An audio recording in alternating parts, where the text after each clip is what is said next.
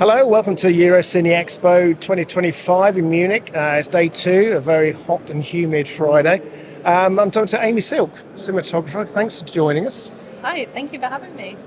So now I'd like to dip in to find out your whole career path and where you started, because you're actually an underwater cinematographer, aren't you? So it's fairly niche.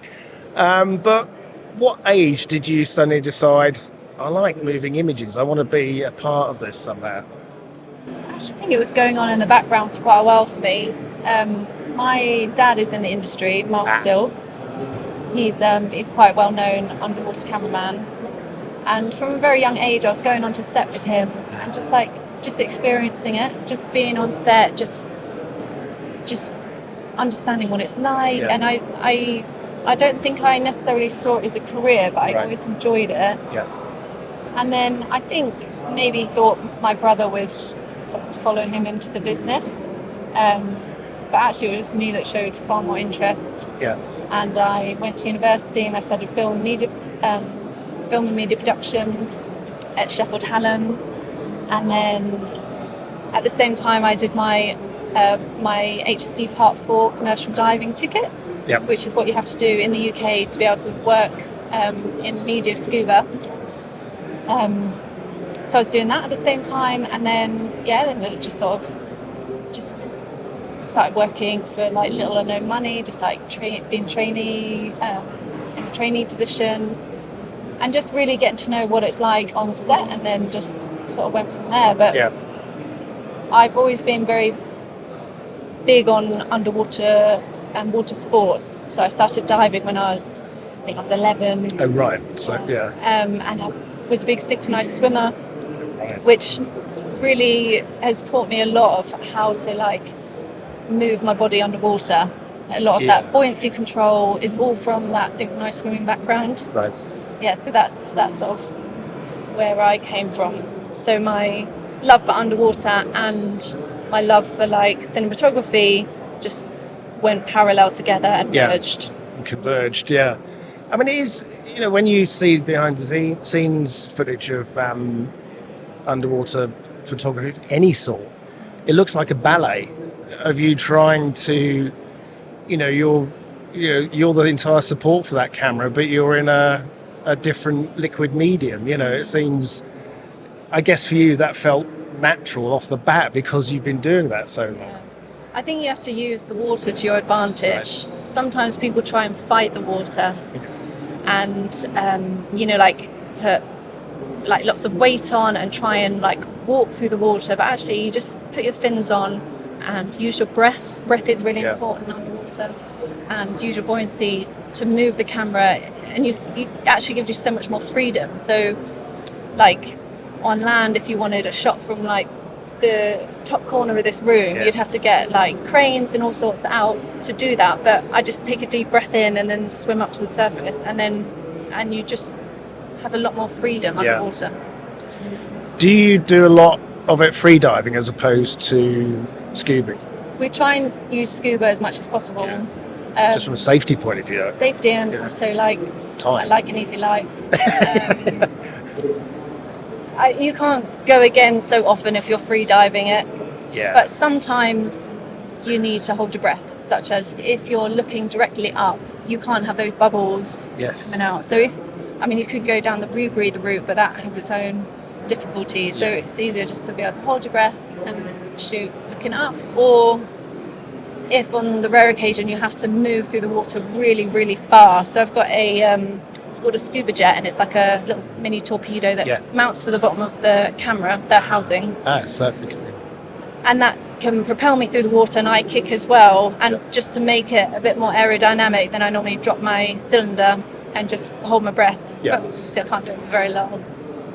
But those are the only real scenarios when you need to hold your breath. Fantastic. What kind of productions have you been involved in? What kind of programs have you ended up making and features? So at the moment, most of our work is feature films, but we do dramas and music videos, and we've done even like art installations, like anything that involves water will be in it. But we've done, I've worked on a little bit on Bond. We've worked on Kingsman, Wonder Woman. Yeah.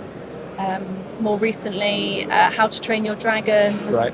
And the 47 Meters Down films, the most recent one, which will be out at some point. 47 Meters Down, The Wreck. Brilliant. That was a really enjoyable film to work on. Yeah, but something that is literally set underwater. That is the reason for that movie, kind of thing. That's a good project. And those jobs are fun because most of most of it is set underwater. We'll do the dry stuff as well. So which is normally in and around water, which is a great opportunity for me to do. Yeah. You kind of forget how many productions involve this sort of stuff, and a lot of it, I guess, is water tanks on set. Is it? I mean, we do work in tanks quite often. Yeah. Most of my work is based in the UK, and we've got some excellent facilities with some really great dive teams that we work with. And you can make it look like anything. So, for example, that 47 meters down, it's not safe to take the cast to that depth, or even to any depth, probably greater than like 10 meters. Right, yeah. But you can make a studio look as deep as you want to. Yeah. We murk the water up, so when you're that deep, often there's like particles in the water, or like it's a bit cloudy. We can recreate that in a tank, and it's a benign environment. It's much safer. It's warm, and it's easier to just pop your head up and have a little chat with the director, and then we go down again. So it's much safer for a like pressure change wise. Yes, yeah. And it must be, I mean, for actors, it must be quite intimidating when you find they're like scared cats kind of thing on you. Some actors really take to it and some don't. And the interesting thing with underwater filming is that we have to put the cast in the same environment that we're in. Yeah.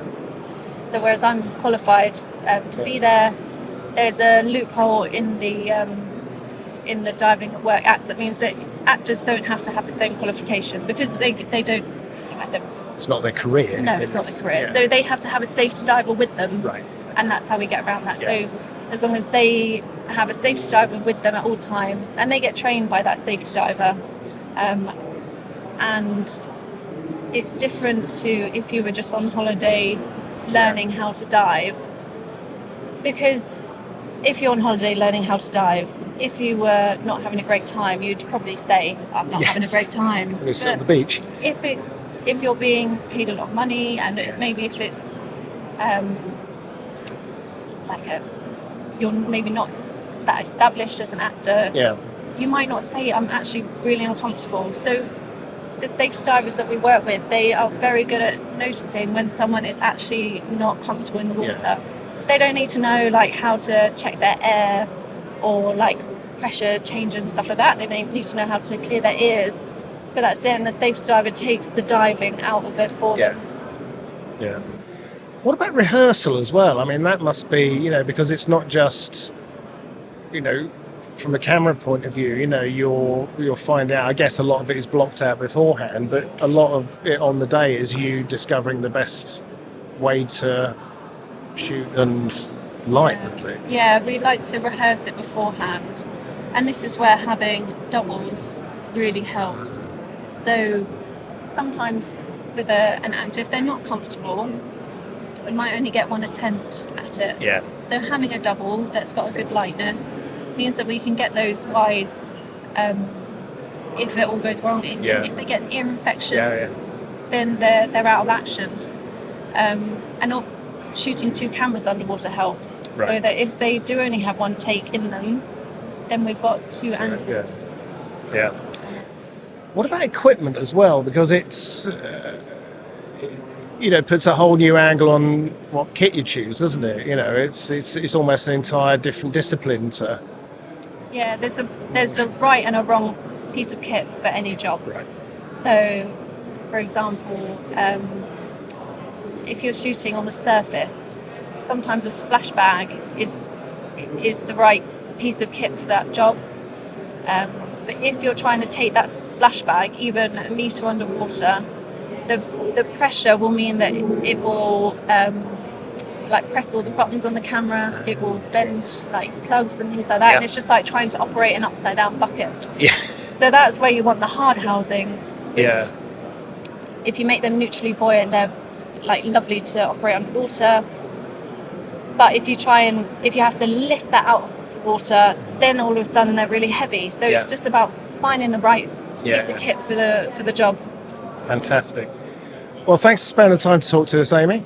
It is literally a whole different world, and it's fascinating. So hopefully we'll talk to you again at some point. But thanks for spending the time. Thank you. Thank you.